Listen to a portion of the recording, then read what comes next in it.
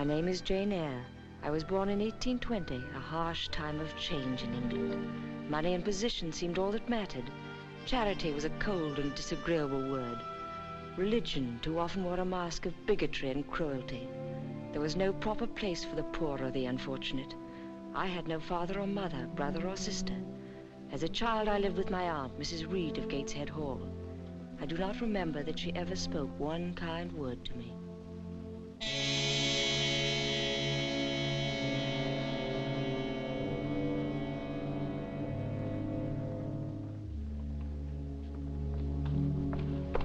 Careful, Bessie. She bites.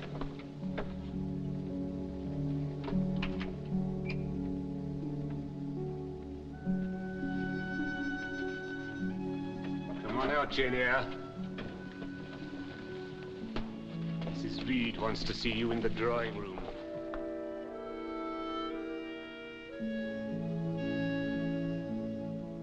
Go on, knock. Don't bully the child. Knock. Come in.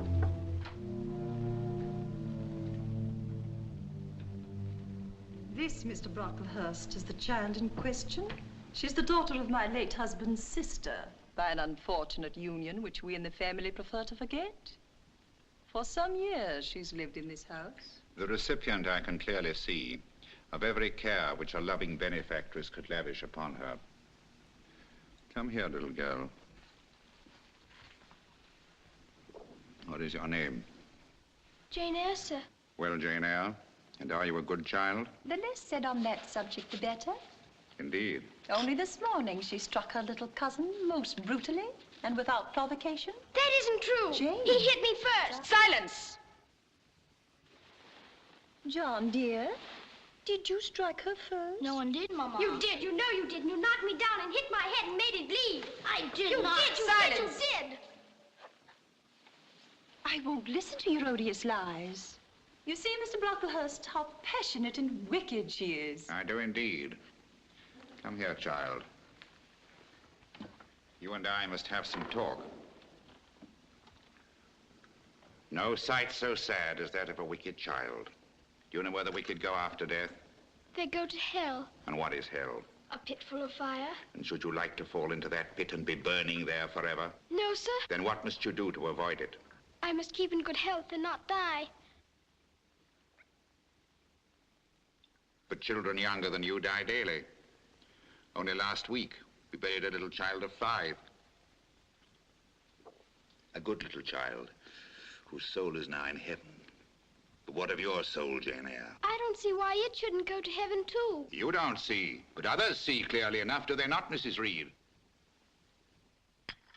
You have heard the name of Lowood? No, sir. It is a school for unfortunate orphans.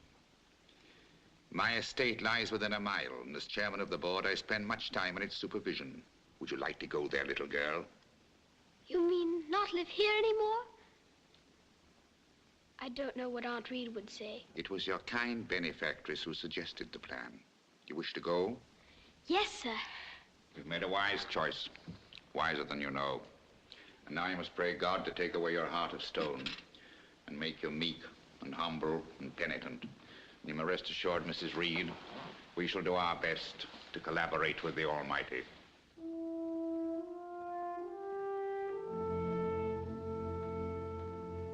Bessie. Yes, Jane. I never dreamt I'd get away from here till I was quite grown up. Won't you even be sorry to leave your poor old Bessie? What does Bessie care for me? She's always scolding and punishing. All the same, I am rather sorry to be leaving you. Rather sorry. Is that all? And I suppose if I asked you to give me a kiss, you'd say you would rather not. I'll kiss you and welcome, Bessie. You're such a strange, solitary little thing. Here's a keepsake, Jane. It'll help you remember me. Come on, hurry up. Be a good girl, and I hope you'll be happy. Thank you, Bessie. Goodbye. Bye, Jane.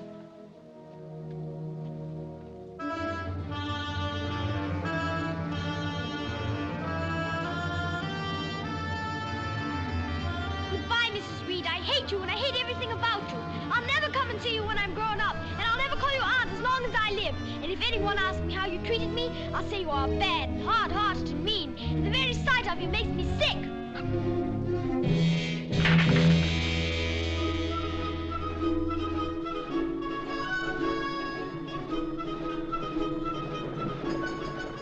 I shall have drawing lessons and French lessons and history lessons and music lessons, and there'll be hundreds of other girls to play with. And what's the name of this school of yours? It's called Lowood. Lowood. Lowood.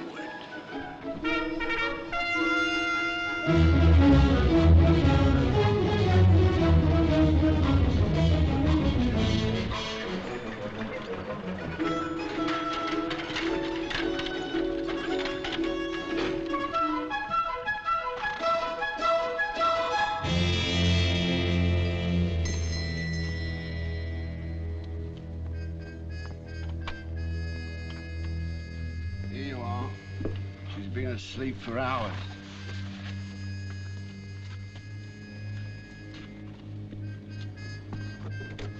Right away, Bill.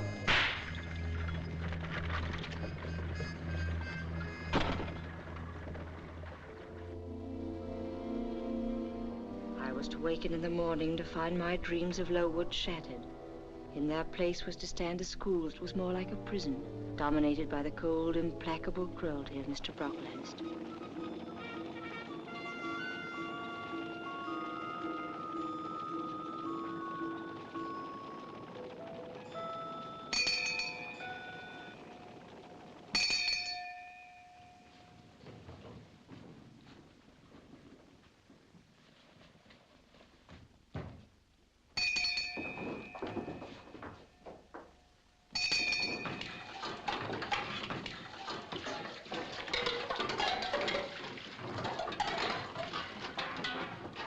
Pupils, observe this child. She is yet young. She possesses the ordinary form of girlhood. No single deformity points her out as a marked character. Who would believe that the evil one had already found in her a servant and an agent? Yet such, I grieve to tell you, is the case. Therefore, you must be on your guard against her. Shun her example. Avoid her company. Exclude her from your sports. And shut her out from your converse. Teachers, you must watch her. Weigh well her words and scrutinize her actions. Punish her body to save her soul. For it is my duty to warn you, and my tongue falters as I tell it, that this girl, this child, the native of a Christian land, know better than many a little heathen that says its prayers to Brahma and kneels before Juggernaut. This girl is a liar. Let her remain on that stool. Let no one speak to her for the rest of the day.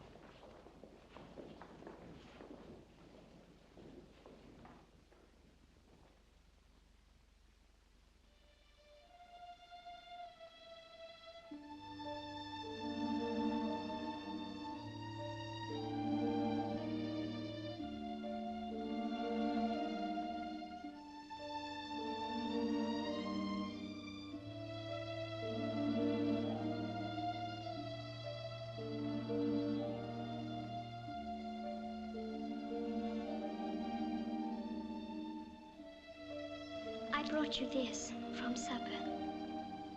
Didn't you hear what he said?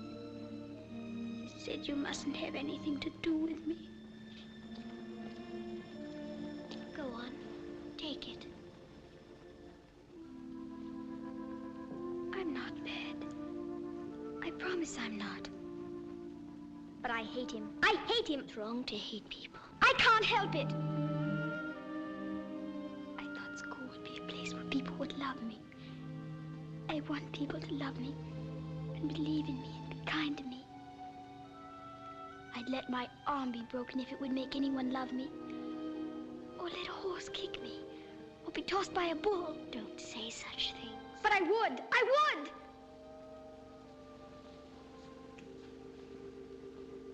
Eat your bread, Jane.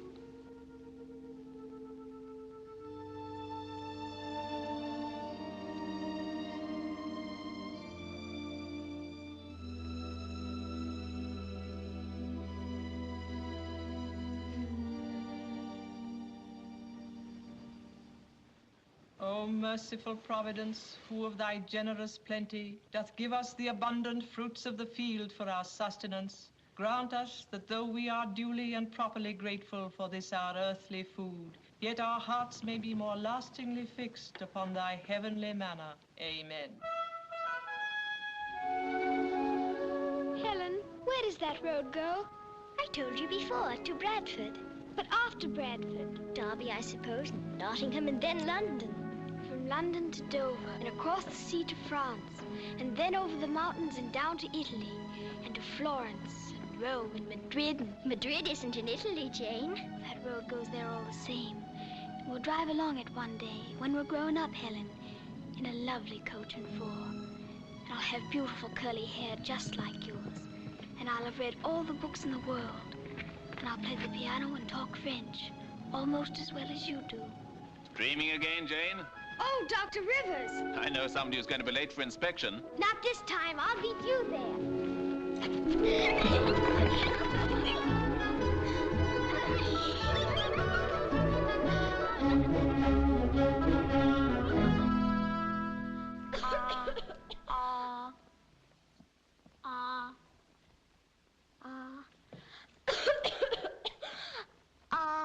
That cough doesn't seem any better, Helen. We'll have to take care of it.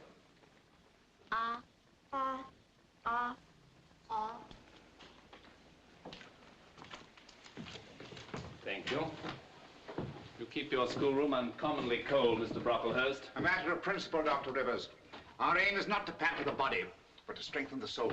I should hardly have thought that a bad cough was any aid to salvation. Then I'm not a theologian. Good day, sir.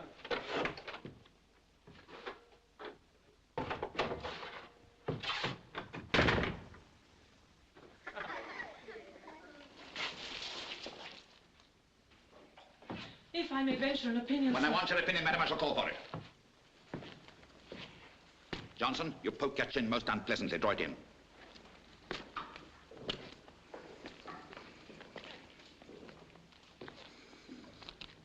Edwards, I insist on your holding your head up. I will not have you stand before me in that attitude.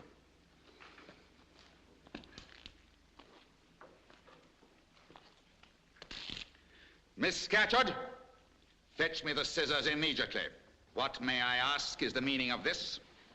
Why, in defiance of every precept and principle of this establishment, is this young person permitted to wear her hair in one mass of curls? Her hair curls naturally, sir. Miss Scatcherd, how often must I tell you we are not here to conform to nature? I want these girls to be children of grace.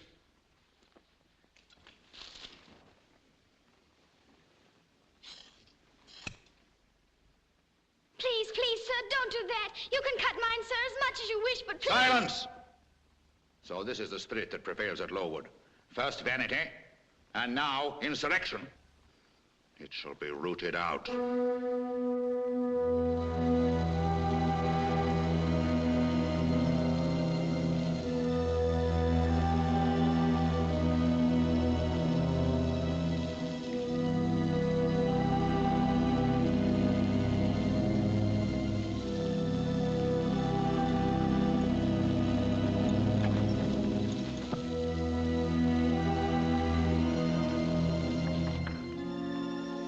Dr. Rivers.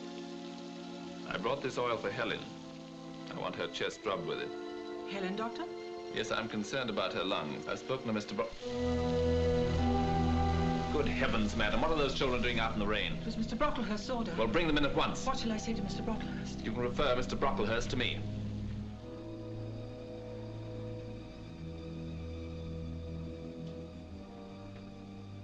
With your leave, Dr. Rivers, I shall offer up one more prayer. Almighty God, look down upon this miserable sinner and grant that the sense of her weakness may give strength to her faith and seriousness to her repentance. Amen.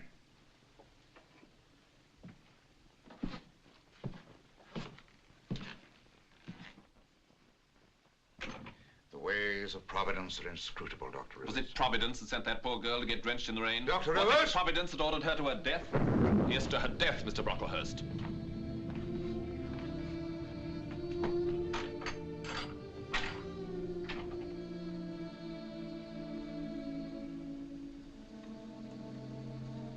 Helen? Helen? Oh, I'm so glad. I heard Dr. Rivers say. I was afraid. I'm not afraid, Jane. Helen? Helen? You must be cold. Lie down and cover yourself up.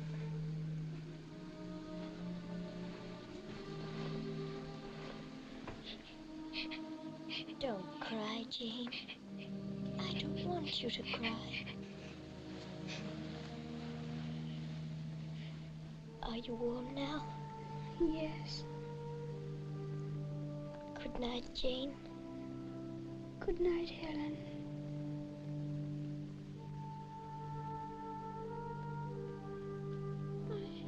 I do wish they hadn't cut your hair.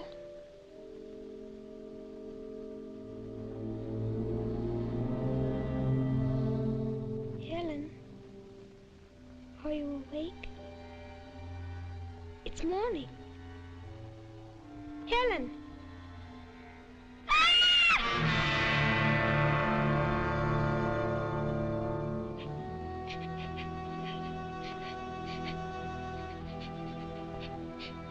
Jane. Come, Jane. No, I want to stay here. I want to be with Helen. Helen isn't here. Helen's with God. Jane, remember what you say in your prayers every day. Thy will be done. Do you think you're doing God's will by giving way to despair? God wants children to be brave and strong. Won't you do what God wants? I'll try. That's right. And don't forget, the harder you try, the more God will help you. Now let me take you back. No, I can't go back to school. I'll never go back. I'll run away. Jane, you know what duty is, don't you? Duty is what you have to do even when you don't want to do it. I may not want to go out into a snowstorm to visit a sick child, but I know I have to go because it's my duty. Now, what is your duty, Jane? I don't know. Yes, you do, Jane. In your heart, you know perfectly well. Your duty is to prepare yourself to do God's work in the world. Isn't that true? And who can do God's work? An ignorant woman or an educated one? Yes, you know the answer to that. And where can you get an education, Jane? Where? At school. Precisely. So you know you have to go back to school, even though you may hate the very thought of it. Isn't that true? I suppose it is true. Good, Jane. Very good.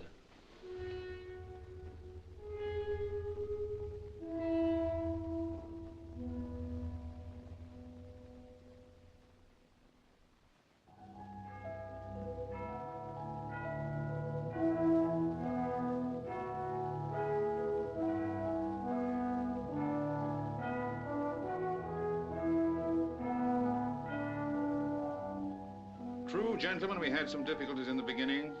A very stiff-necked and evil child. Fidea has been with us 10 years, and in those 10 years it has been granted me to plant her feet on the path of salvation. I suppose we ought to see her. I intended that you should. Let Eyre be brought in. I don't need to remind you of the advantages of appointing one of our own pupils as teacher. An outsider would have to be paid twice as much. Eyre, this is a solemn moment. Little did I imagine that the unregenerate child I received into this institution would grow in 10 short years to become a teacher. Yes, a teacher. For that is the honor which the trustees at my recommendation have now bestowed upon you. Your wages will be 20 guineas per annum, from which only 10 will be withheld for board and lodging, for spiritual instruction and laundry. Your duties will begin on the first day of the new term. I need detain you no longer, gentlemen.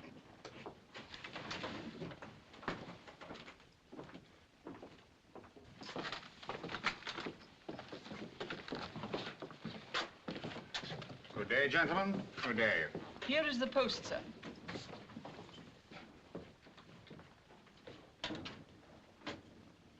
That is all there. I cannot accept your offer, sir. And why not, pray? I do not wish to stay at Lowood. But this is unheard of. The ingratitude. What have I to be grateful for? 10 years of harshness and strain. Silence! Stiff-necked as ever. I see that I've been sadly deceived in you. And where, may I ask, do you intend to go? Out into the world, sir. Out into the world. And you know how the world treats young paupers without friends or connections?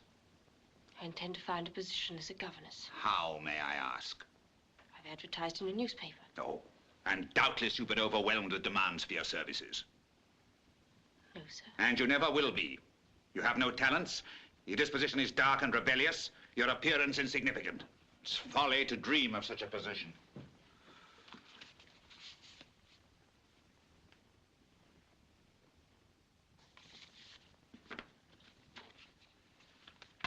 Eyre, you heard me.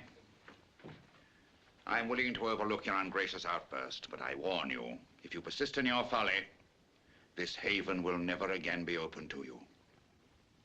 I am leaving Lowood, sir.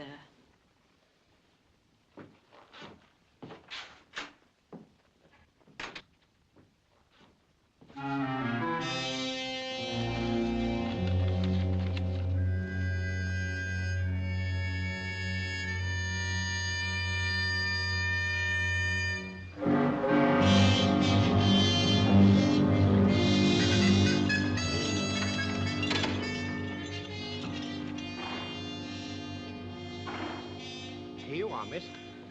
Righto. Jane, it's not every young woman that can face the world single-handed. But you know what right is. You'll stick to it through thick and thin.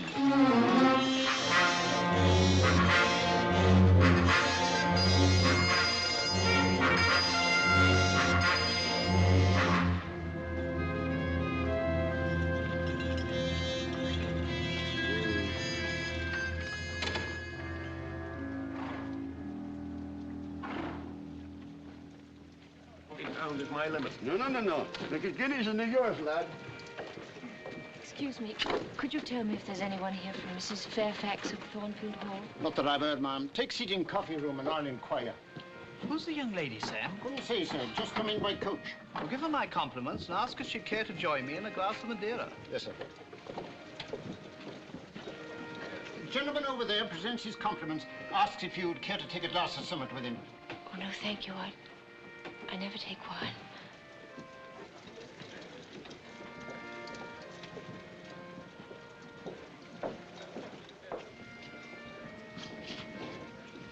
Is your name Eyre?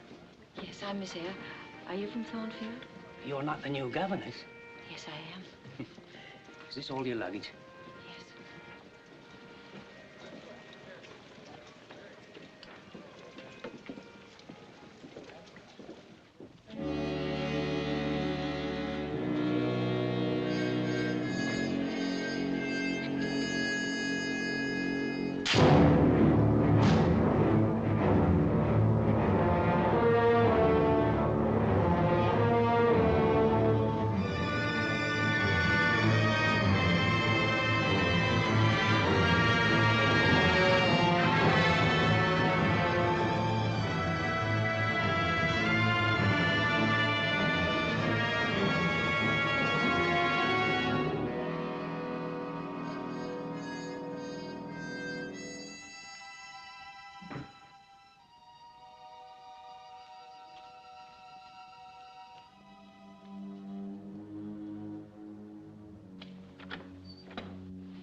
Tell Mrs. Fairfax you're here.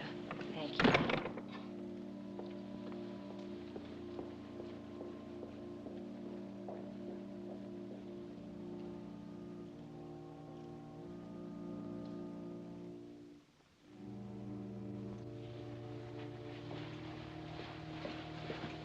How do you do, my dear? I'm afraid you've had a tedious journey. I'm Mrs. Fairfax. Why, your hand is like ice. Come, I'll take you straight to your room. We've a nice cozy fire burning there for you. And Leah's taken the chill off the sheet with the warming pan. You know, dear, I'm so glad you've come. Living here with no company but the servants, it's not too cheerful, I can tell you. I do declare not a living creature but the butcher and the postman has come to this house since the hard weather set in. Shall I have the pleasure of seeing Miss Fairfax tonight? Miss Fairfax? Oh, you mean Miss Adele. Isn't she your daughter? Oh, gracious, no. Adele is French. I have no family. No family at all. That's Mr. Edward's room. He's abroad, of course, but I always keep it ready for him. His visits are always so unexpected and sudden. A wanderer on the face of the earth. That's what Mr. Edward is, I'm afraid. Mr. Edward? Who is Mr. Edward? Why, the owner of Thornfield, of course. Oh, I thought this was your house. Mine, bless your soul, child. I'm only the housekeeper. Thornfield belongs to Mr. Edward Rochester, and little Adele is his ward. And here is your room, my dear. It's quite small, but I thought you'd like it better than one of the large front chambers. Oh, it's very beautiful. I can't understand why a gentleman with a house like this so seldom comes to it. It is strange. But you'll find, Miss Eyre, that in many ways Mr. Edward is a strange man. Good night, my dear. Good night.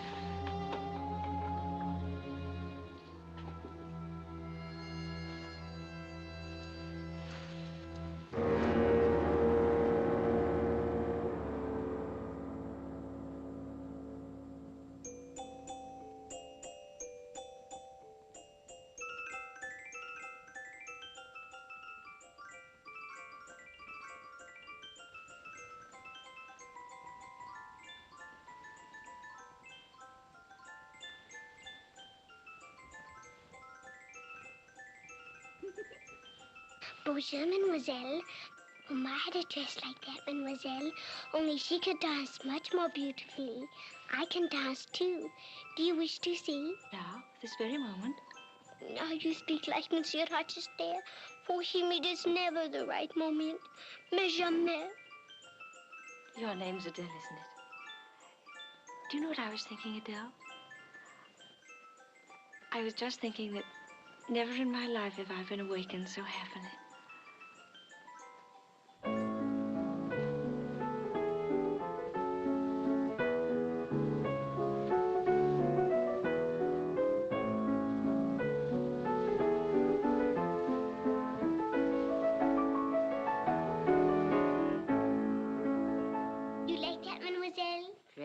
Adele.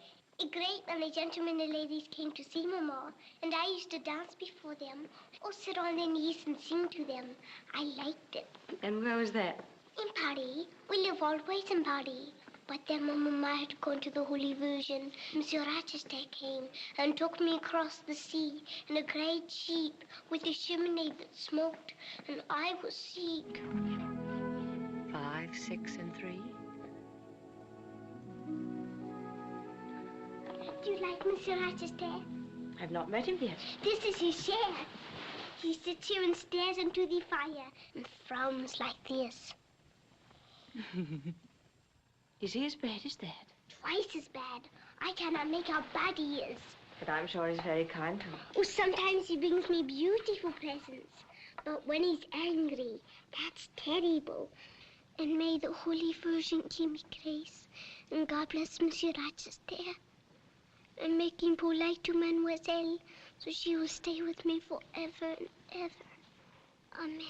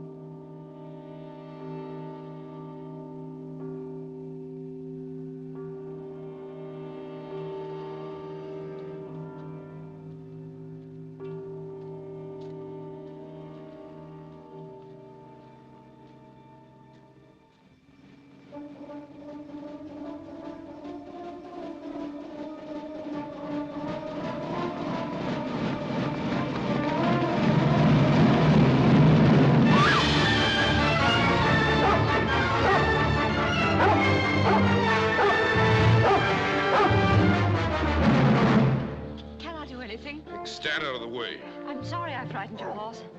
Apologies won't mend my ankle. Down, Violet! Well, what are you waiting for? I can't leave until I see you're fit to ride.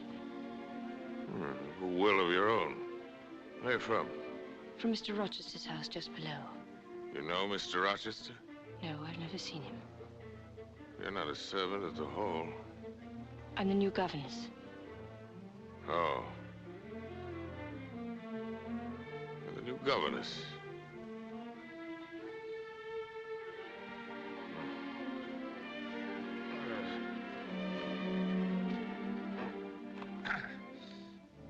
Now just hand me my whip. Thank you. Now kindly get out of the way.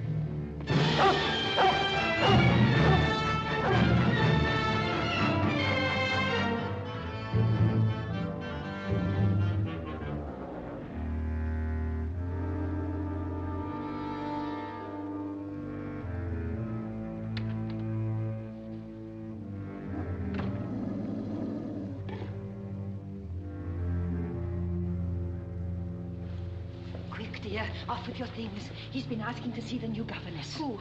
Why, Mr. Rochester, of course. Rode in on us suddenly without any warning. And in such a violent humor. Seems he had an accident. I don't know what to do. He won't let me send for the doctor. Oh, my goodness, your bonnet. Here is Miss Eyre, sir.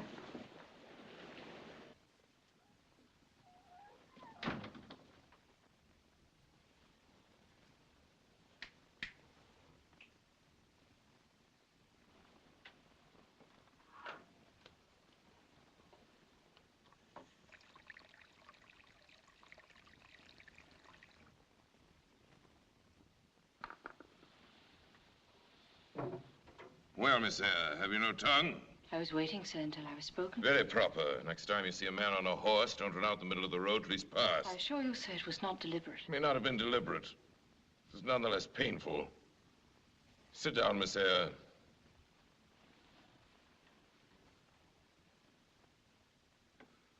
Where'd he come from?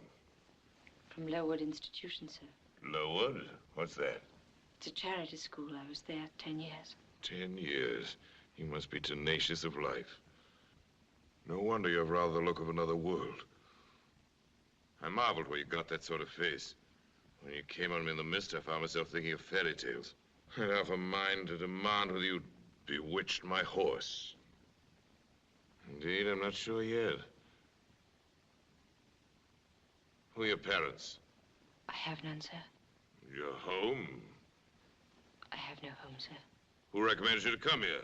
I advertised, and Mrs. Fairfax hunted the advertisement. You came post-haste to be here in time to throw me off my horse. What did you learn at Lowood? Did you play the piano? A little. Of course. That's the established answer. Go into the drawing room. I mean, if you please. Excuse my tone of command. I'm used to saying do this, and it is done. I cannot alter my customary habits for one new inmate. Take a candle with you, leave the door open. Sit down at the piano and play a tune.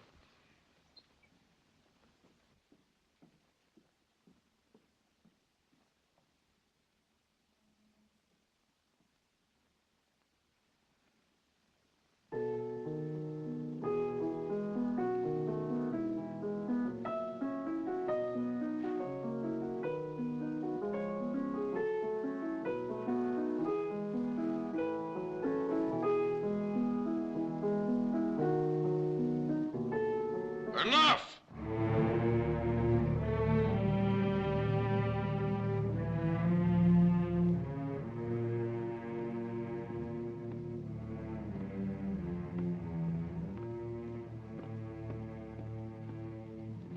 You play a little, I see, like any other English schoolgirl. Perhaps rather better than some. Not well. Good night, Miss Eyre. Good night.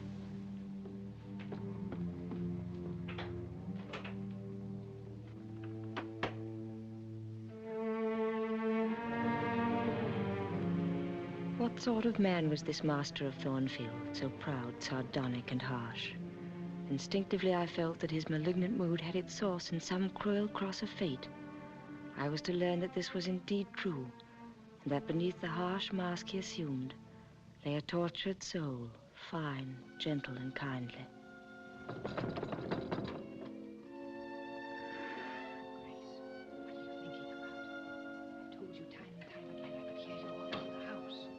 Noise, Grace. I've spoken to you before. Did I disturb you, my dear? I'm so sorry. I had to say something to Grace Poole. She's a person we have to do the sewing. Not altogether unobjectionable, but she does her work. How did you get on with Mr. Rochester, my dear? Is he always so changeful and abrupt? Well, he has his little peculiarities of temper, of course.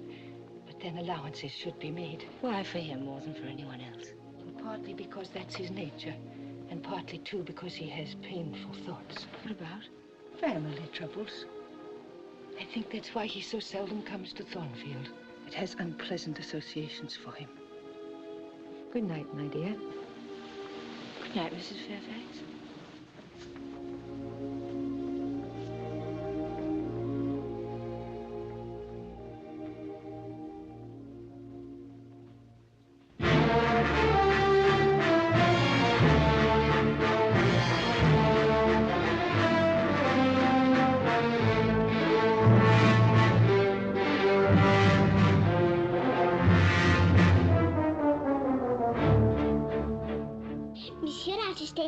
Difficult, but he brings the most beautiful presents.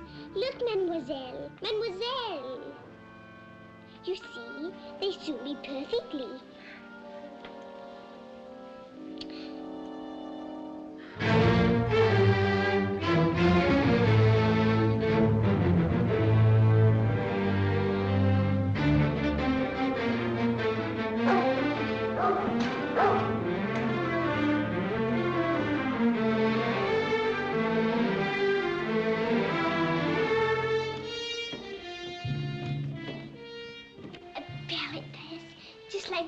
Used to wear.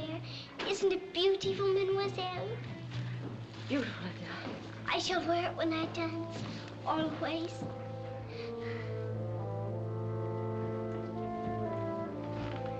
Monsieur. S'il vous plaît, ici, mille fois, monsieur. Monsieur.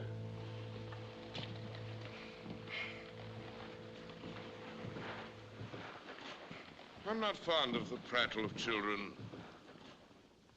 As you see, I'm a crusty old bachelor, and I have no pleasant associations connected with their lisp. In this house, the only alternative is the prattle of a simple-minded old lady, which is nearly as bad. Today, I feel disposed to be gregarious and communicative, and I believe you could amuse me. It puzzled me a great deal that first evening in the library, monsieur.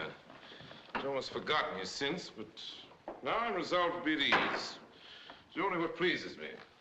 It would please me now to draw you out, to learn more of you. Sit down, Miss Eyre. No, go on further back. Down just here, I placed it. Forward a little. Still too far back. I can't see you without disturbing my position in this comfortable chair, which I have no mind to do. You examine me, Miss Eyre.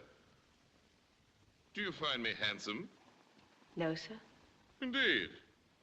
I beg your pardon. I was too plain. My answer was a mistake. Just so, and you should be answerable for it. Now then, explain. Does my forehead not please you? What do you tell from my head? Am I a fool? No, sir, far from it. Would you say it is the head of a kindly man? Hardly that, sir. Very well, madam. I am not a kindly man. Though I did once have a sort of tenderness of heart. You doubt that? No, Since then, fortune's knocked me about, kneaded me with her knuckles, till now I flatter myself I'm as hard and tough as an India rubber ball, with perhaps one small sensitive point in the middle of the lump. Does that leave hope for me? Hope of what, sir? My retransformation from India rubber back to flesh. You look very puzzled, young lady. And puzzled air becomes you. Besides, it keeps those searching eyes of yours away from my face. You're silent, Miss Eyre. Stubborn. No, annoyed, and quite rightly so. I put my request in an absurd way, and the fact is, once and for all, I do not wish to treat you as an inferior, but I've battled through a varied experience with many men of many nations and roamed over half the globe, while you've spent your whole life with one set of people in one house. Don't you agree that gives me a right to be a little masterful and abrupt? Do as you please, sir. You pay me £30 a year for receiving your orders. £30? I'd quite forgotten that. Well, on that mercenary ground, won't you agree to let me hector you a little? No, sir. Not on that ground, but on the ground that you did forget it and inquired of my feelings as an equal. Good. Well, then, you'll let me dispense with the conventional forms without thinking me insolent. I should never mistake informality for insolence. One I rather like. The other no freeborn person would submit to even for a salary. Humbug. Most freeborn people will submit to anything for a salary. Where are you going? It's time for Adele's lesson. No, young lady. It's not for Adele that you're going. It's because you're afraid of me. Wish to escape me. In my presence, you're hesitant to smile gaily or speak too freely. Admit that you're afraid. I'm bewildered, sir, but I'm certainly not afraid. Don't I look beautiful, monsieur? This is how Mama used to do it, is it not? Precisely. That's how she charmed my English gold out of my breeches pocket.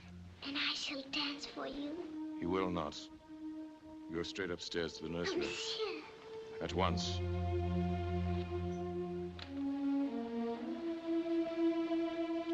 Miss Eyre.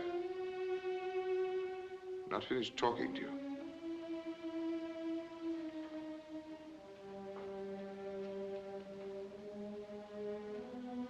Why are you looking at me like that? I was thinking, whatever your past misfortune, you have no right to revenge yourself on the child. You're quite right, of course. I was thinking only of myself, my own private memories and feelings. Fact is, nature meant me to be, on the whole, a good man. One of the better kind, but circumstance decreed otherwise. I was as green as you once, grass green. Now my spring is gone, leaving me what? This little artificial French flower. Let me go, Miss Eyre.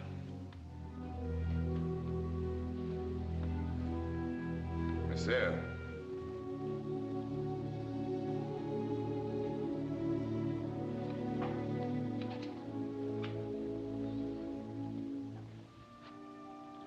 Hope you'll be happy at Thornfield. I hope so, sir. I think so. I'm glad.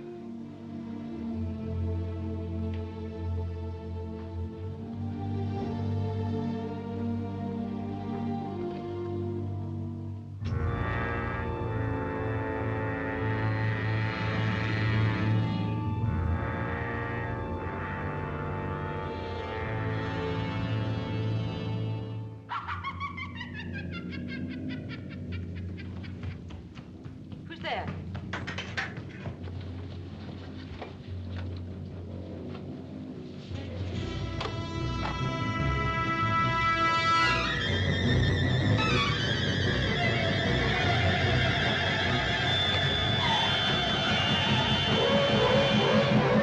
Mr. Rochester!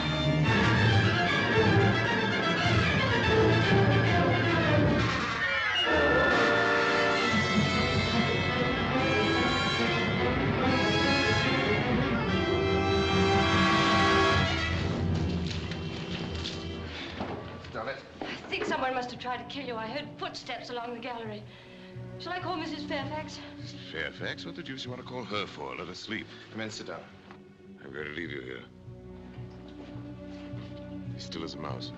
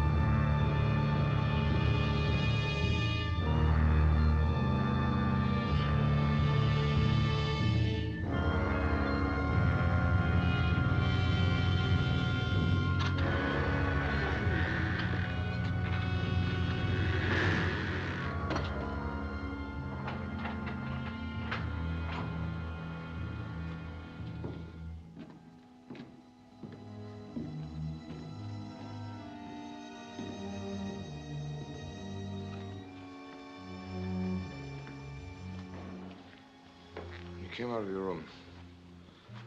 Did you see anything? Only a candlestick on the floor, but I heard a door shut. Anything else? Yes, a kind of laugh. Kind of laugh. Have you heard it before? There's a strange woman here called Grace Poole. Just so. Grace Poole. You've guessed it. Well, it's be done. Meanwhile, say nothing about this to anyone. Adele, we forgot the child.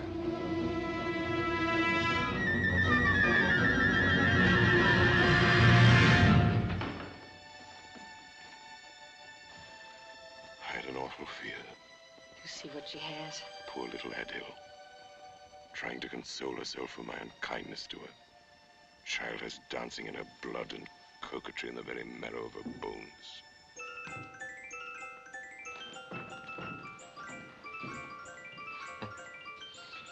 I once had the misfortune to be in love with this, to be jealous of that. Love's a strange thing, Miss Eyre. You can know that a person's worthless without heart or mind or scruple, yet suffer to the point of torture when she betrays you. At least I had the pleasure of putting a pistol bullet through my rival's lungs. And the little doll in the dancing skirt? We tell Adele she died. The truth isn't quite so touching. I gave her some money and turned her out, whereupon she decamped with an Italian painter, leaving me with what she said was my daughter. Let me light you to your room. Well, Miss Eyre, now that you know what your pupil is, the offspring of a French dancing girl, suppose you'll be coming to tell me to look out for a new governess. Adele has had so little love. I shall try to make up for it. Are you always drawn to the loveless and unfriended? When it's deserved.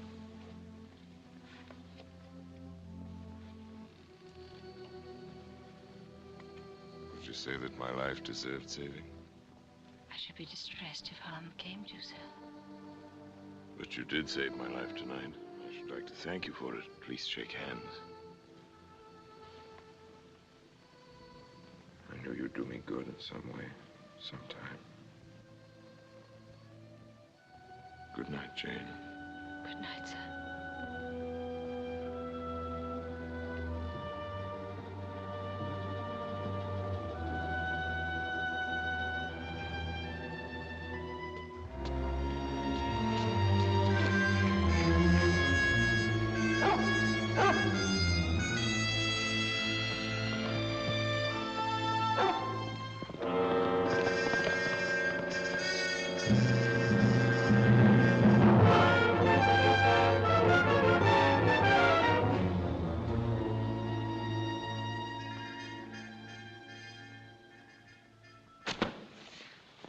Miss Eyre, isn't it terrible? We might all have been burnt in our beds.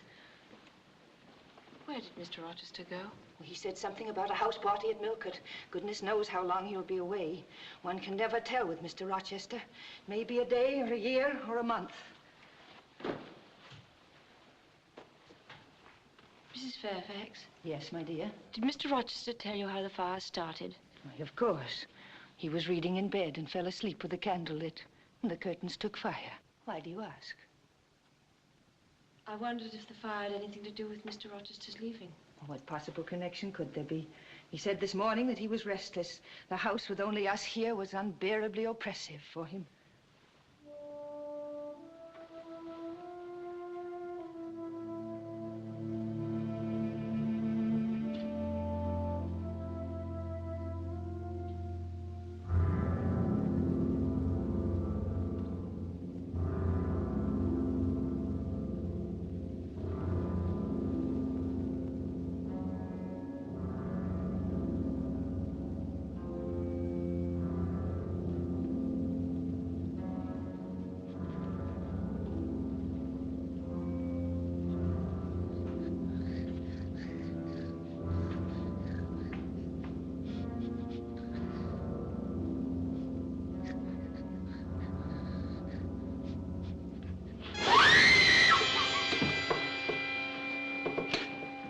Doing here? No one is allowed up here. Understand? No one. Get thee down.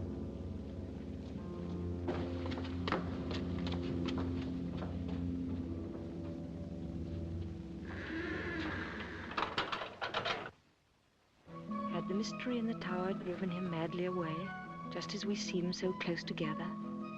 Winter turned to spring and no news came. But I found a measure of escape in the happiness of Adele.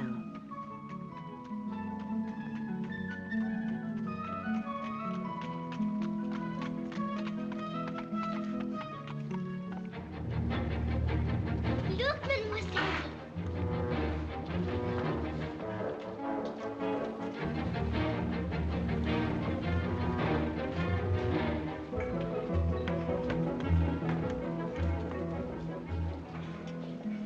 Now, the moment the carriages stop, stand by the front door and be ready to take the gentleman's cloaks. Yes, madam. Oh, my dear, I'm so glad you're back. Mr. Rochester is so difficult. Leah, you must be with me to take the ladies to their room. Yes, ma'am.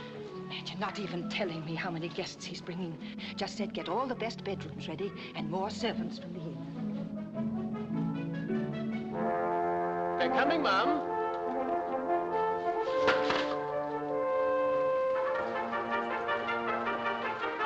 One, two, three. Oh, dear, 15 at least. Far more than I prepared for.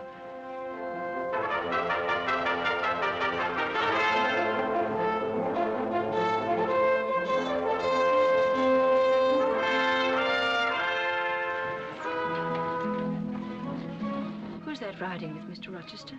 Why, that's Blanche Ingram, my dear. Haven't you heard about Miss Ingram and Mr. Rochester? She's quite an old flame of his. Wouldn't surprise me if it came to an engagement one of these days. Such a beautiful girl, isn't she?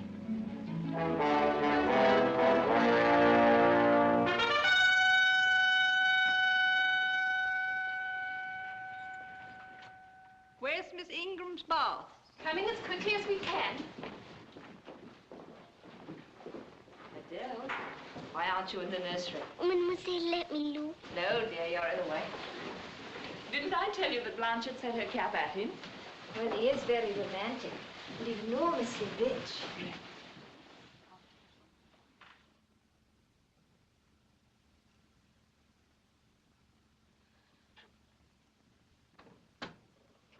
Oh, Miss Eyre, Mr. Rochester wishes you to bring Adele to the drawing room after dinner. Please send Adele by herself. He only asked me out of politeness. Well, that's what I thought, and I told him you weren't used to company. Nonsense, he said. If she objects, I'll come and fetch her myself. Of course, you must wear your very best, my dear. I think the black. So I let them have both barrels, bang, bang. Then I got 2 more birds with my spare gun. Well, perhaps we'd better leave the gentlemen to their port. Coming, Mademoiselle.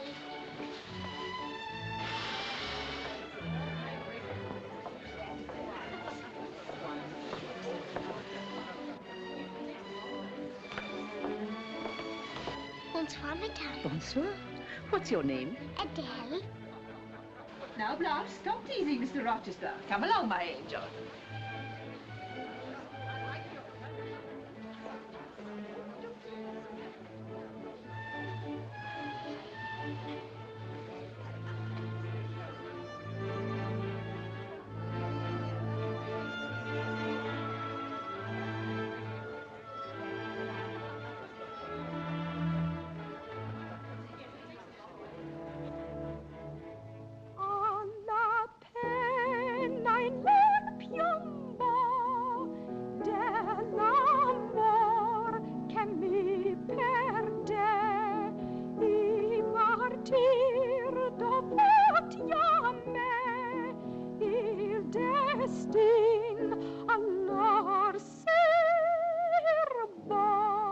Splendid match, Sir George.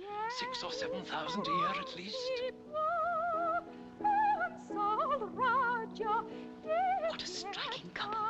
Very fortunate, isn't it? Fine shoulders, eh, Ned?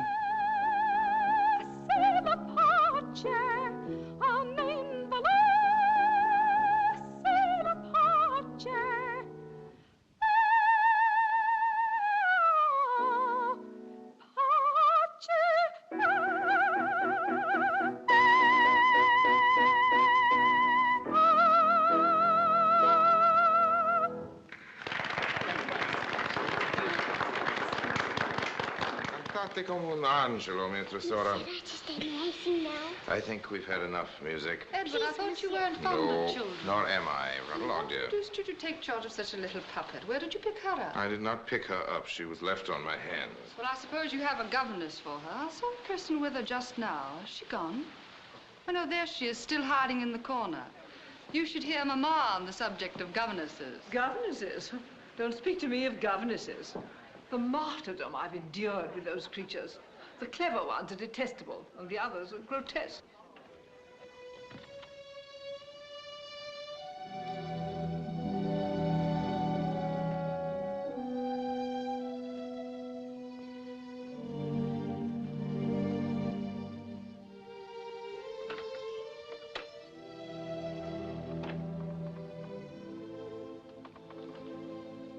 How do you do? Very well, sir. Why did you not come and speak to me in the drawing room? I did not wish to disturb you as you seemed engaged. What have you been doing while I've been away? Teaching Adele as usual. Yes, and getting a good deal paler than you were. What's the matter? Nothing. Take cold the night of the fire? No, sir. Go back to the drawing room. You're leaving too early. I'm a little tired, sir. Yes, a little depressed. What about? I'm not depressed, sir. But I tell you, you are. So much depressed that a few words more and there'll be tears in your eyes. See, they're there now. Shining, swimming. What the devil's that? I wish to see Mr. Rochester. What name shall I say, sir? Well, tell him Mr. Mason. Mr. Mason of Spanish Town, Jamaica. Very good, sir. Mason. Spanish Town. I wish I were on a quiet island with only you. Trouble and danger and hideous recollection far away. Can I help you, sir? Help is needed. I'll seek it at your hands. Promise you that. Jane, if all the people in that room came and spat on me, what would you do? I'd turn them out of the room, if I could. If I were to go to them, and they only looked coldly at me, and dropped off and left me, one by one, what then? Would you go with them? I would stay with you, sir. To comfort me? Yes, sir. To comfort you as well as I could.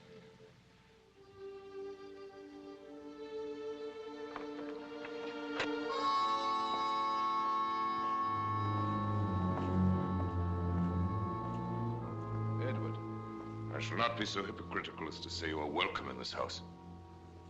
Follow me, Mason.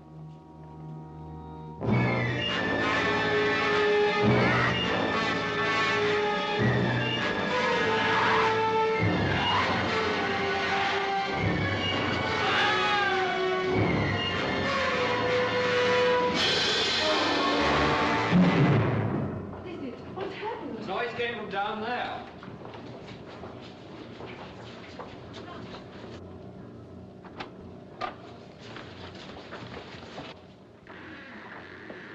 Where the devil's Edward, I'd like to know. Here he is. Edward, you haven't been hurt, have you? Put that pistol away, Colonel. Artillery's no good for nightmares. Nightmares? That's all it was. One of the maids had a bad dream, woke up screaming. Moral of that is, don't eat toasted cheese for supper. Now, ladies, you all go to your rooms. Lady Ingram, you set a good example. I declare I'm quite disappointed. I was so looking forward to seeing Uncle Percy shoot a robber. Now, Blanche, let's have your levity. Good night, Edward.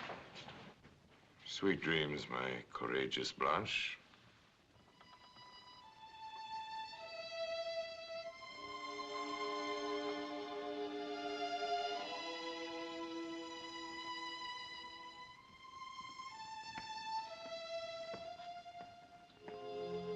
Jane, are you awake?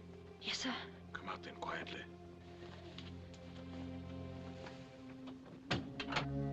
Come this way and make no noise.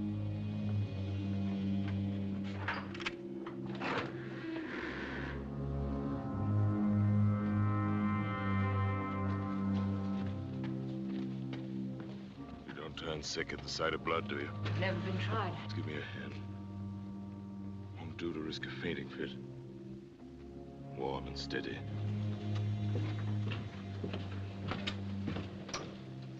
Jane, what you see may shock and frighten and confuse you. I beg you not to seek an explanation. Don't try to understand. Whatever the appearance, you must trust me.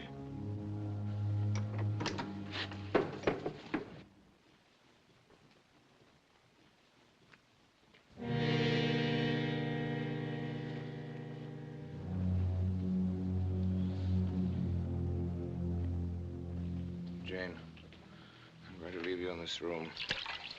This gentleman, while I fetch a surgeon. He will sponge the blood as I do now. If he comes to, do not speak to him on any account. Do you understand me? Whatever happens, do not move from here. Whatever happens, do not open a door. Either door.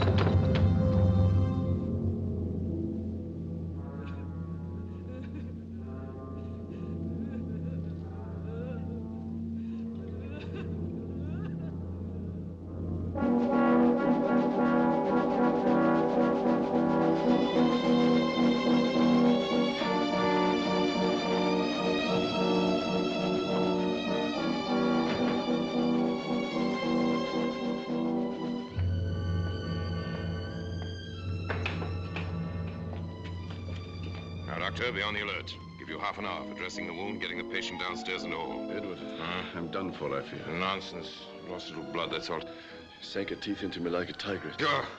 She said she'd drain my heart's blood. Be silent, Mason. Forget it. Jane. Yes, sir. Go and get some things on. Go down the back stairs and bolt the side passage door. Find a carriage waiting. See if the driver's ready. Should be down in a moment.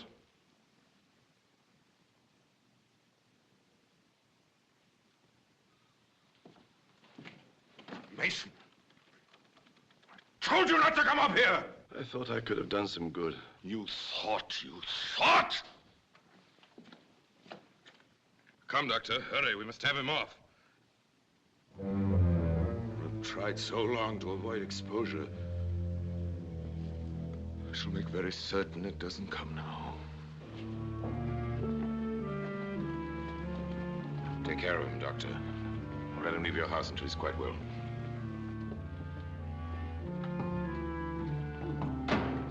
Edward. Well, what is it? Let her be taken care of. Let her be treated as tenderly as may be. I do my best and have done it and will do it.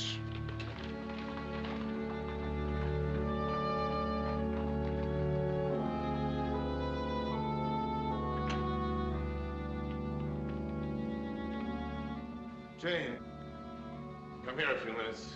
There's some freshness. House is a dungeon, sepulcher. Here everything is fresh, real, and pure. You passed a strange night, Jane. A little pale. Mr. Rochester, will Grace Poole live here still? Yes.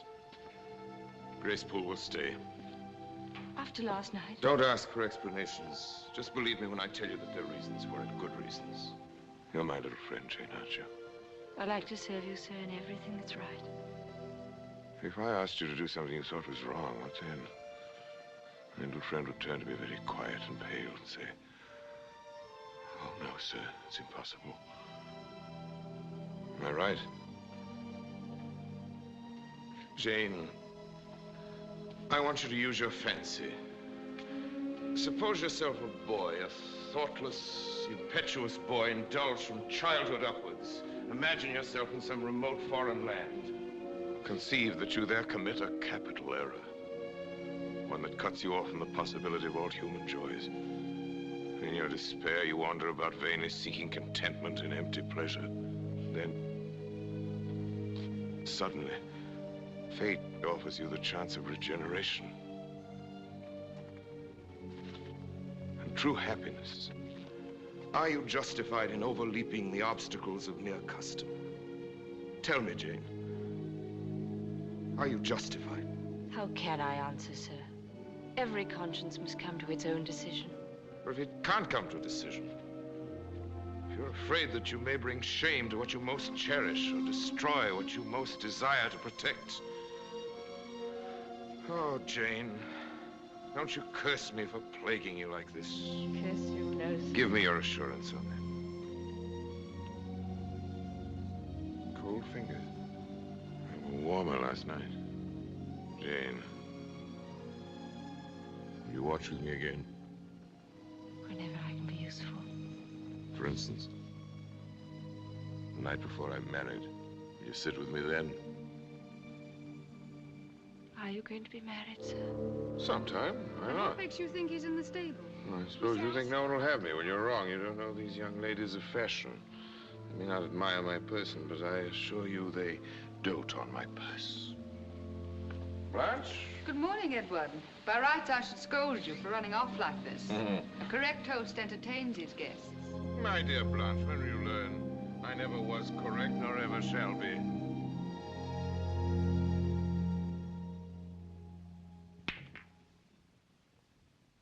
Very pretty, partner. Splendid. Thank you. Edward, I'm so glad you've made up your mind to come to London with us tomorrow. Have I? I didn't know. Of course, you're very appropriate. What now, Edward? Put the red ball in the top pocket. Edward, does that person want you? I'm sorry, sir. I did not know you were occupied. Very good, Miss Eyre. Sure the ladies would excuse me.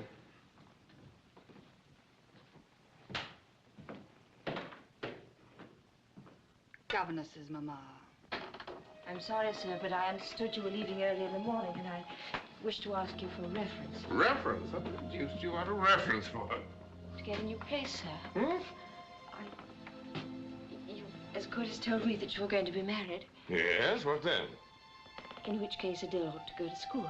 To get her out of my bride's way, who otherwise might walk over her rather too emphatically? Well, some sense in your suggestion, Jane. Adele, as you say, must go to school. And you must go to the devil, is that it? I hope not, sir, unless it's the devil who answers my advertisement. Advertisement? You mean say you've been advertising? Not yet, sir, but I shall. You'll do nothing of the kind. Time comes for you to get a new situation, I'll get one for you. Do you hear? Very well, sir. Goodbye, Mr. Rochester. Goodbye, Miss Eyre. Jane, is that all? Seems stingy to my notion. Dry and unfriendly.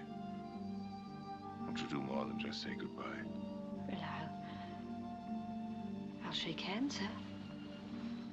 Will you shake hands?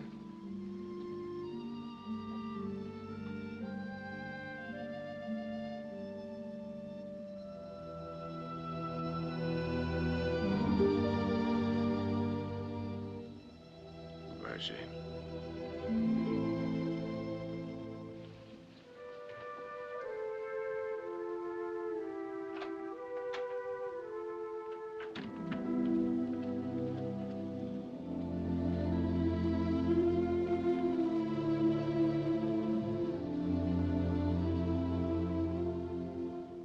Is the beautiful place your Thornfield?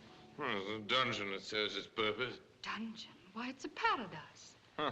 Though, of course, if one lived here, one would really have to have a house in London, wouldn't one? Unquestionably, a little apartment in Paris, perhaps a villa in the Mediterranean. Delightful that would be. But Thornfield would always be there as a retreat from the world, a green haven of peace and love. Love? Who's talking of love? All a fellow needs is a bit of distraction, House full of beautiful women every now and then to keep him brooding on his woes, peering too closely into the mysteries of his heart. That is if he has a heart. Hmm? And sometimes I wonder, Edward, if you really do have one. Have I ever done or said anything to make you believe that I have? If so, I assure you it was quite unintentional. Are you never serious? Never more than at this moment, except perhaps when I'm eating my dinner. Really, Edward, you can be revoltingly coarse at times. Can I ever be anything else? Can you? Would I have come to Thornfield if you couldn't? Oh, that's a very nice point, Blanche. Would you or would you not? Let's begin by considering the significant facts of the case first. Mr. Rochester is revoltingly coarse and as ugly as sin. Edward, Allow me, my dear Blanche, I repeat, as ugly as sin. Secondly, he flirts sometimes, but is careful never to talk about love or marriage. However, this is the third point. Lady Ingram is somewhat impoverished, whereas the revolting Mr. Rochester has an assured income of $8,000 a year. Now, in view of all this, what is the attitude that Miss Blanche may be expected to take? From my experience of the world, I'd surmise that she'd ignore the coarseness, etc., till such times Mr. R is safely hooked. No horseplay. I've never been so grossly insulted in all my life. Insulted? I merely paid you the enormous compliment of being completely honest. Mr. Rochester, you are a bore and a cur.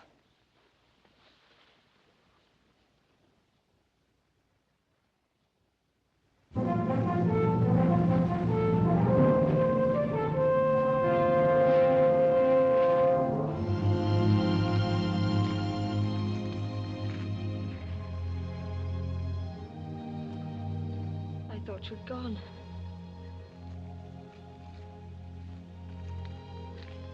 Changed my mind. Or rather, the Ingram family changed theirs. Why are you crying?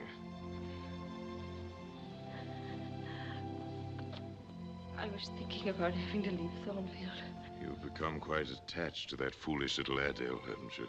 To that simple old Fairfax. Yes. You'd be sorry to part with him. Yes, sir. It's always the way in this life. No sooner have you got settled in a pleasant resting place, you're summoned to move on. As I told you, sir, I shall be ready when the order comes. It's come now. Then it's settled? All settled, even about your future situation. You found a place for me? Yes, Jane, I have. In the west of Ireland. You like Ireland, I think. There's such warm-hearted people there. It's a long way off, sir. From what, Jane? From England and from Thornfield.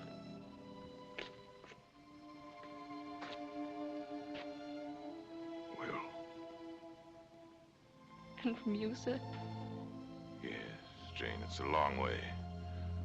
When you get there, I shall probably never see you again. We've been good friends, Jane, haven't we? Yes, sir. Even good friends may be forced to part.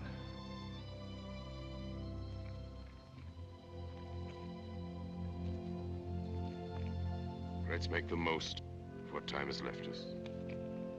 Let us sit here in peace. Even though we should be destined never to sit here again.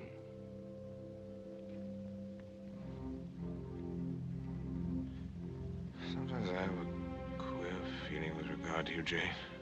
Especially when you're near me as now. It's as if I had a string somewhere under my left rib.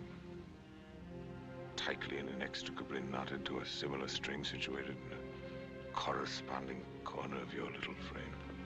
And if we should have to be parted, that cord of communion would be snapped. And I have the nervous notion I should take to bleeding inwardly. As for you, you'd forget me. That I never will, sir. You know that. See the necessity of going, but it's like looking on the necessity of death. Where do you see that necessity? In your bride. What bride? I have no bride. But you will have. Yes, I will. I will. Do you think I could stay here to become nothing to you? Do you think because I'm poor and obscure and plain that I'm soulless and heartless? I have as much soul as you and fully as much heart. And if God had gifted me with wealth and beauty, I should have made it as hard for you to leave me as it is now for me to leave you. There I've spoken my heart, now let me go. Jane. Jane, this strange, this almost unearthly thing. You that I love as my own flesh. Don't walk. Don't No, for Blanche. It's you I want. Answer me, Jane, quickly. Say, Edward, I'll marry you. Say it, Jane. Say it. not read your face. Read quickly. Say, Edward, I'll marry you. Edward, I'll marry you. God, pardon me.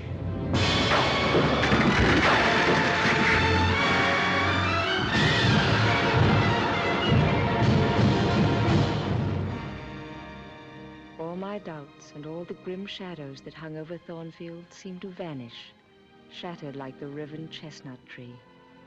I loved and I was loved. Every sunlit hour I looked forward to love's fulfillment. Jane, what do you think you're doing?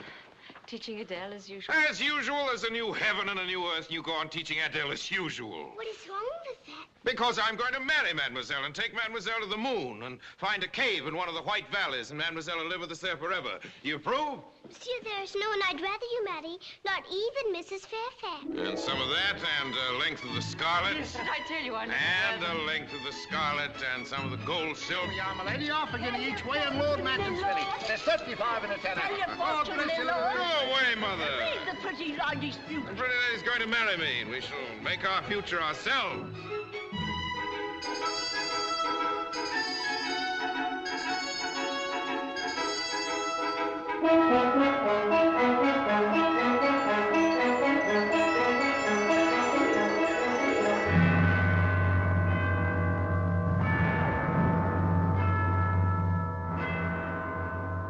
I require and charge ye both, as ye will answer at the dreadful day of judgment, when the secrets of all hearts shall be disclosed, that if either of you know any impediment why you may not lawfully be joined in matrimony, ye do now confess it.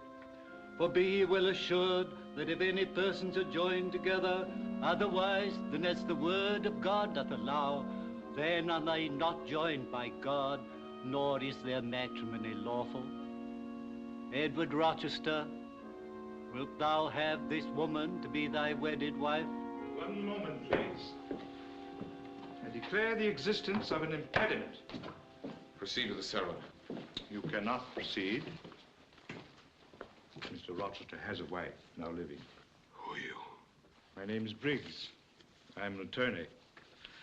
Mr. Mason, on the 20th of October, 1824, Edward Rochester of Thornfield Hall was married to Bertha Mason at St. Mary's Church, Spanish Town, Jamaica.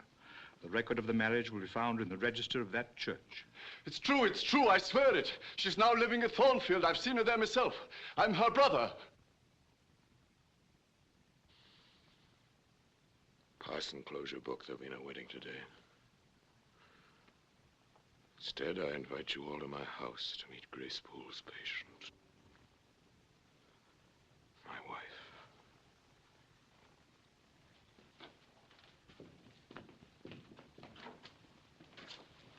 To the right about, every one of you! Away with your congratulations. 15 years too late.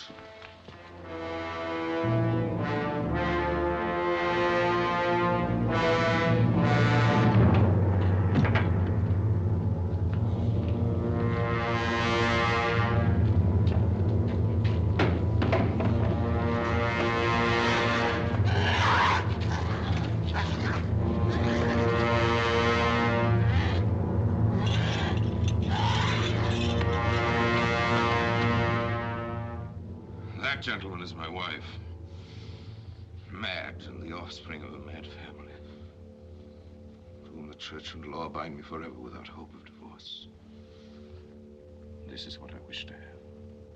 This young girl who stands so grave and quiet at the mouth of hell. Look at the difference. And then judge me.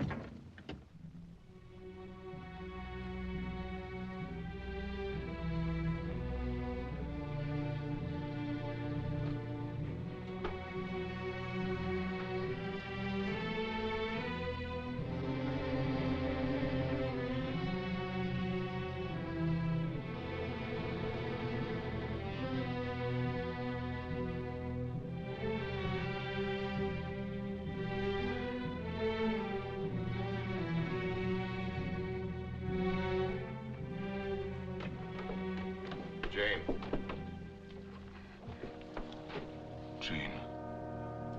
I did not even know her. I was married at 19 in Spanish Town to a bride already courted for me. But I married a gross, groveling, mole-eyed blockhead that I was. Jane, hear me. I suffered all the agonies of a man bound to a wife at once, intemperate and unchaste. I watched her excesses drive her at last into madness. And I brought her back to England, to Thornfield. Jane added everything that God and humanity demanded. And I fled from this place. My fixed desire was to find a woman I could love. A contrast to the fury I left here. What did I find? A French dancing girl, a Viennese milliner, a Neapolitan countess with a taste for jewelry. Back to England. I rode again in sight of Thornfield. Someone was walking there in the moonlight. A strange little elfin-like creature. It frightened my horse and then came up and gravely offered me help. I was to be aided, and by that hand. And aided I was. And then later that evening, do you remember, Jane? Say you remember. I remember. You came into that room. How shy you were. And yet how readily and roundly you answered my questions. And then you smiled at me. That moment I knew I'd found you. Jane, can you not forgive me? I do forgive you. And you still love me? I do love you with all my heart. I can say it now since it's for the last time. You mean to go one way in the world? Let me go another. Stay with me, Jane. We'd be hurting nobody. We should be hurting ourselves. Would it be so wicked to love me? Would it? I could crush you between my hands. But your spirit would still be free.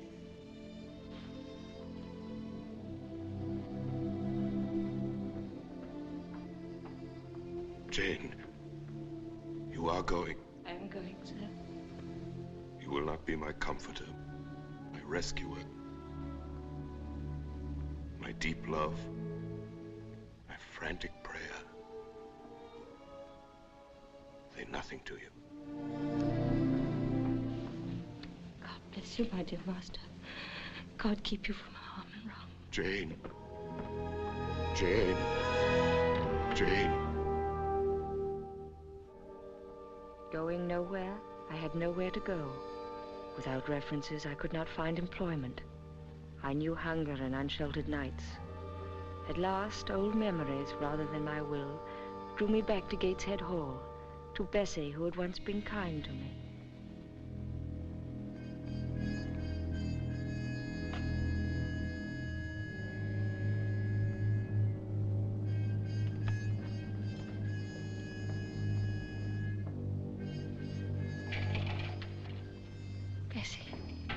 Yes, I'm Bessie.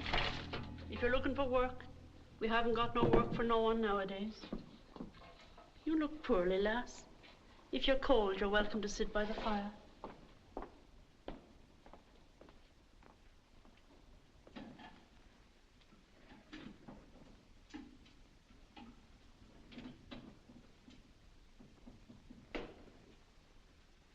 Sit down, lass.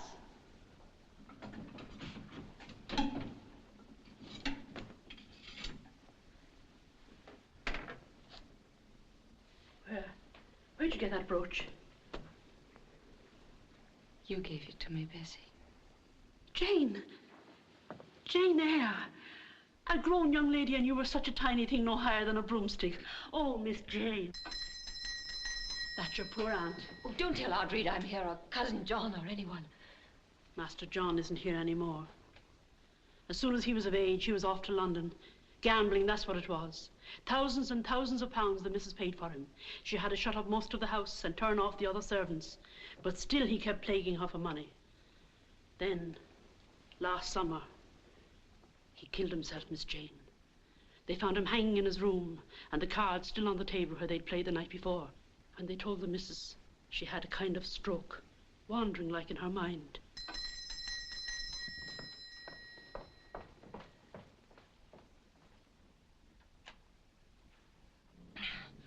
Is that you, Bessie? Yes, ma'am.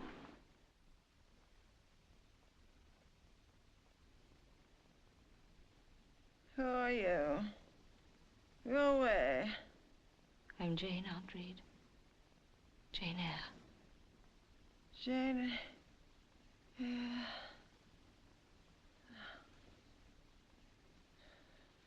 Nobody could know the trouble I've had with that child.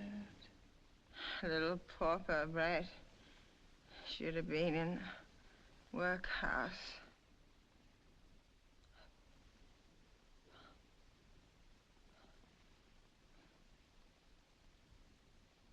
Jane Eyre. Oh, don't leave me, Jane. Please don't leave me.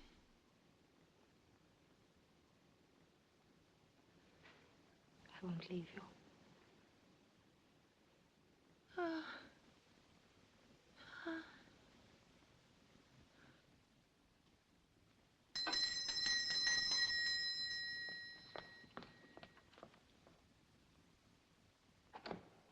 no, sir. Mrs. can't see nobody. She's been ill for months. Oh, I'm sorry. I wanted to make some inquiries about a niece of hers, Miss Eyre. Oh, would you wait inside a moment, sir? Thank you. Thank you.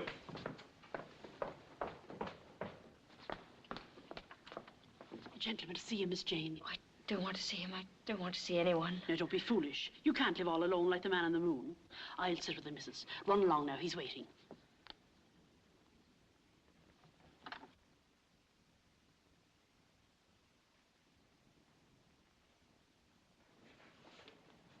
Jane.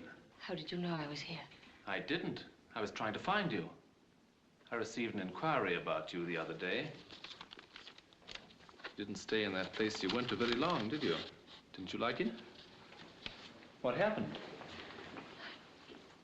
I had to leave. Forgive me, it's no business of mine. All the same, I do feel obliged to ask you about this letter. It comes from a lawyer in Milcott. He writes to me as the person whose name you gave as reference when you went to Thornfield. That's near Milcott, isn't it? A client of his wants to know your whereabouts. You know who's inquiring for you? Jane, if you don't want me to talk about this anymore, I won't. Thank you, Dr. Rivers. It's for you to say. Or would you rather I didn't answer it at all?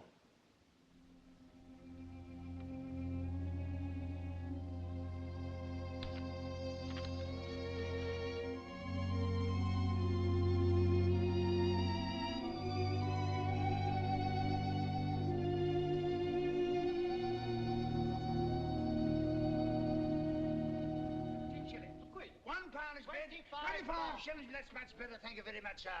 27 and 6, 30 shillings, 35 bob, any advance of 35, £2 has bid. Going at £2, going. Take it away, Bill.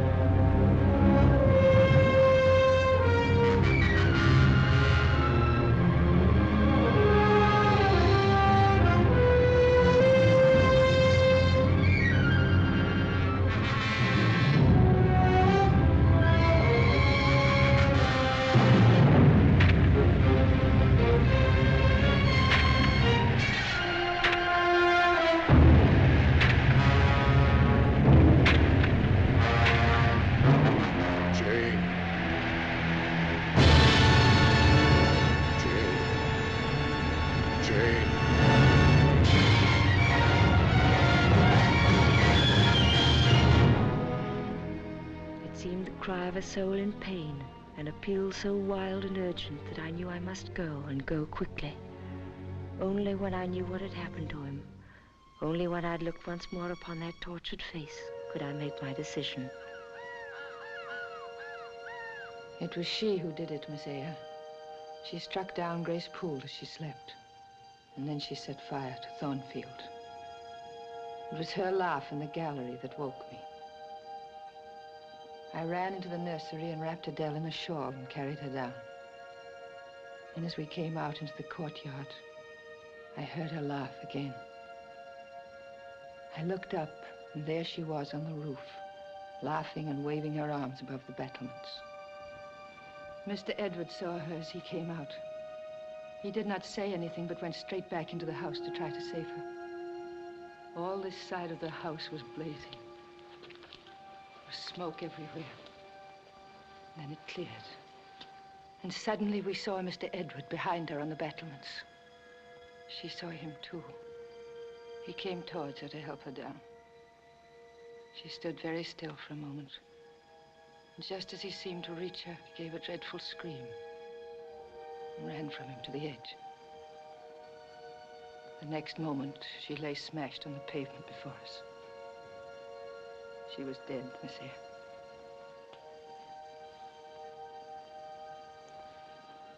Mr. Edward? The great staircase fell in as he was coming down.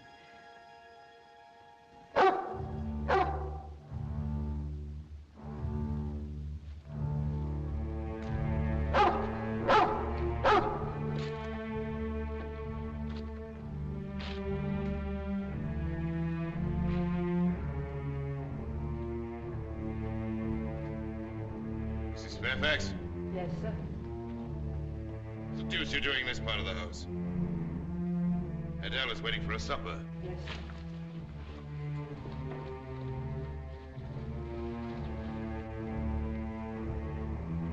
Here, Pilot.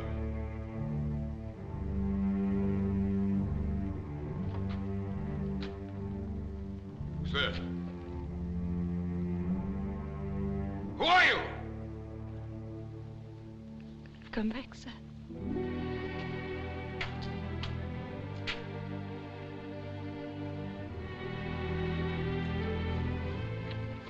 Edward. How many fingers? Small, soft fingers. Here. A little flower soft face. And a heart too, Edward. Jane. All you can feel now is mere pity. I don't want your pity. Edward. Can't spend your life on the mere wreckage of a man. You're young and fresh. You want to get married. Don't send me away.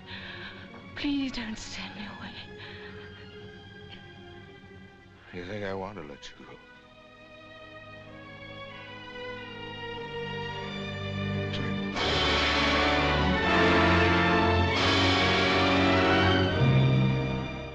As the months went past, he came to see the light once more, as well as to feel its warmth. To see first the glory of the sun, and then the mild splendor of the moon, and at last the evening star. And then one day, when our firstborn was put into his arms, he could see that the boy had inherited his own eyes as they once were, large, brilliant, and black.